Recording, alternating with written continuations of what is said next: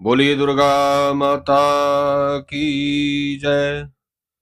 आइए आज श्रवण करते हैं महाअष्टमी के दिन माँ दुर्गा की पवित्र पावनी व्रत कथा। प्राचीन काल की बात है। एक नगर में एक धर्मपरायण ब्राह्मण रहता था।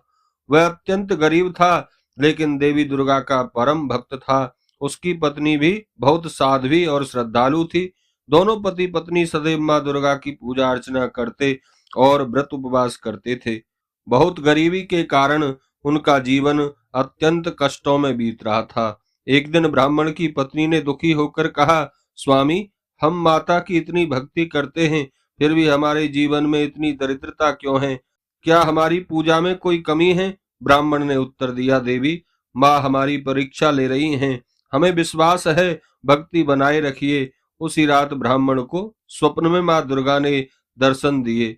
माता ने कहा, हे भक्त, तुम्हारी भक्ति से मैं अत्यंत प्रसन्न हूँ। तुम नवरात्रि के दौरान दुर्गा अष्टमी का व्रत विधि पूर्वक करो और कन्याओं को भोजन कराओ। इससे तुम्हारी सारी परेशानियां दूर हो जाएंगी।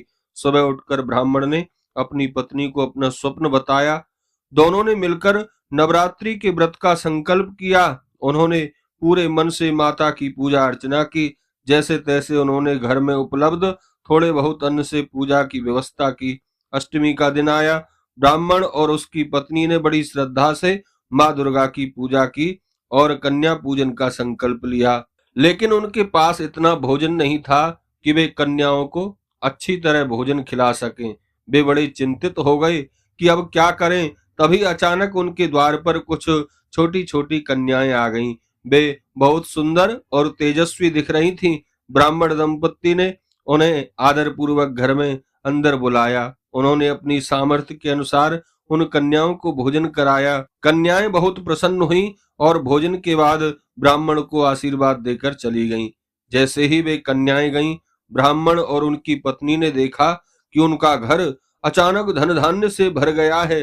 घर में सोना चांदी और अन्न के भंडार दिखाई देने लगे। यह देखकर वे दोनों अत्यंत आश्चर्यचकित और प्रसन्न हुए। उन्हें समझ में आ गया कि वे कन्याएं स्वयं मां नवदुर्गा थीं, जो कि कन्या स्वरूप में आईं। उस दिन के बाद से ब्राह्मण का जीवन पूरी तरह बदल गया।